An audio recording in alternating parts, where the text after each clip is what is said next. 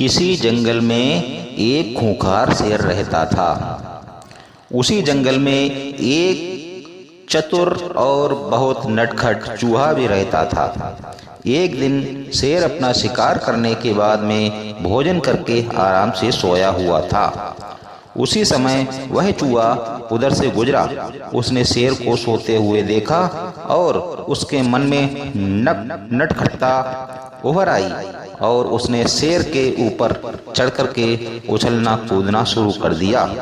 इतने में शेर की नींद खुल गई और उसने अपने पंजे में चूहे को जकड़ लिया, क्योंकि शेर क्रोधित हो चुका था।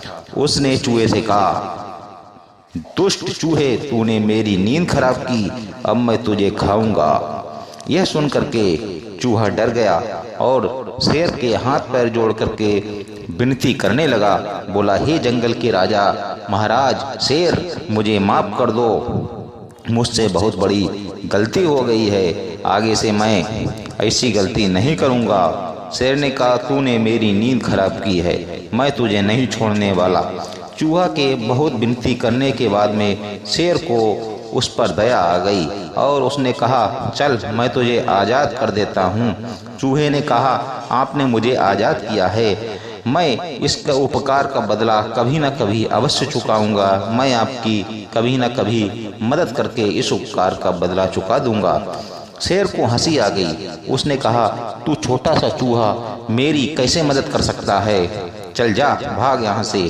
चूहा उछलता कूदता अपने घर की ओर जंगल में चला गया। कुछ समय के बाद शिकारी के जाल में शेर फंस गया।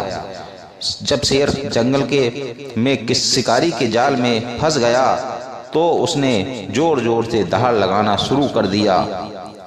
शेर की दहाड़ को सुन करके चूहा वहां पर दौड़ा दौड़ा चला आया।